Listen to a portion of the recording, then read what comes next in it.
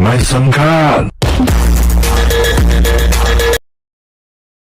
อาคามาสนะเซนคณะมันก็คาเดออนก็คามาโดยโคเดมาในซีซันปันนาในคณะที่อัปเดตขึ้นมาในคณะเขาเดลหัน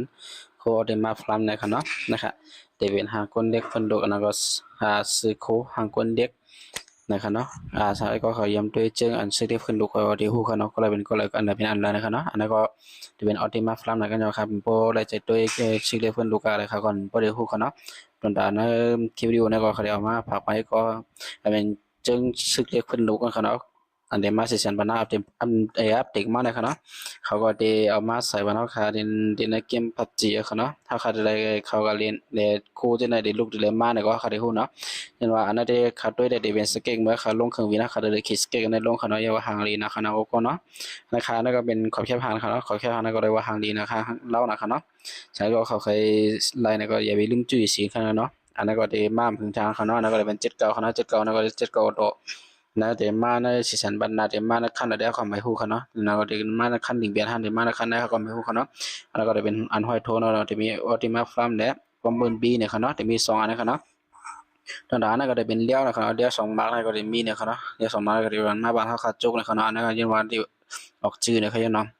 ก็ในก็มาด้วยเป็นมามีไพ่เนี่ยเขาเนาะกูก็เนาะมามีไพ่อันนั้นก็แคบนะครับเนาะเหมือนตั้งก็เดมาซื้อมามีไพ่เขาเนาะกำไรก็เดมาอยู่ใส่มามีไพ่ไปนี้ซื้อมามีไพ่ไว้ก็ห่างแค่ไว้เขาเนาะอันนั้นมามีไพ่มันเดมาเขาเนาะกองมามีไพ่มันเขาเนาะอยู่ใส่เขาเนาะก็ห่างดีนะเขาเนาะเดเป็นตุยกันให้นะก็กองมามีไพ่ได้ซื้อมามีไพ่นะเขาเนาะเดมาจนปัญหาก็เดมาทั้งแอมโพนะเขาเนาะก็เนาะถ้าเขาได้หันแอมโพมามีเขาเนาะเดขึ้นมากขึ้นนะเขาเนาะมามีเขาอะไรขึ้นมากขึ้นเดอันเป็นจักรมามีได้ขึ้นมามุดเขาเนาะก็เนาะนะครับเขาได้เลยจกตึกกันเสียเหลือเขาเนาะใครมามีจริงเขาเนาะเดี๋ยวมีเจ้าไหนเขาเนาะไปใครมามีก็อย่าไปลืมจูไว้เขาเนาะอย่าลืมจูสีไว้จูใจเขาได้มามีไพ่ได้หางดีเสียเบือนเขาเนาะหรือว่าชาวบ้านมีติดตั้งไรกันในได้แคมป์เขาเนาะนะครับแอมโพมันมีก็ได้ขึ้นมากขึ้นนะเขาเนาะแล้วก็เขาเจงใครแอมโพมันมีเขาเนาะอันนั้นก็เป็นกองอันเดมานะครับเนาะอันกองอันนี้จะเปิดตัวมาในเกมซีซั่นบัดบัวนะครับเนาะบัดนี้ก็เขาได้เอามานั้นอัปเดตมันนะครับเนาะเหมือนตั้งเขาลงมาแล้วมันจะไกลนะแต่เขาก็ขึ้นเอามาลงบันทึกก่อนนึงครับเนาะไปเกมบัดจีเขาขึ้นอัปเดตออกมาใช้ให้เขาขายได้วิดีโอมันลงนาไว้แทนขนาดเป็นห้างแค่ไหนขนาดเพราะซีซั่นใหม่มากก็เขาขายได้หาขนาดกองอันนี้ครับเนาะอันนี้ก็ตีเจอมา AK เซยี่ได้ตั้งแต่มันกาเลเซียม24นะครับเนาะเนี่ยเข้มนะครับเนี่ยได้เป็นกองล้อนะครับเนาะ GSR นะครับเนาะนะครับเลเวล2มันดีมาป้าหมักแตกนะครับเนาะก่อนมันก็เลยว่าหางนี้ครับหมักแตกมันเหมือนแตกนะครับเนาะด้วยครับกูก็นะครับเลเวล3จะเป็นพาหะอันไหนครับกูก็เนาะเขามาด้วยทางครับเนาะ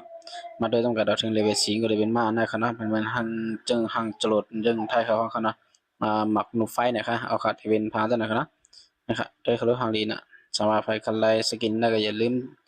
ชื่ออยู่สีแค่นั้นเนาะสามารถไปผู้ที่ใส่ยูเซียนก็คันทุนแล้วก็ดักมาได้เพชรโปกน้ำพงใส่ก็ได้นะครับเนาะ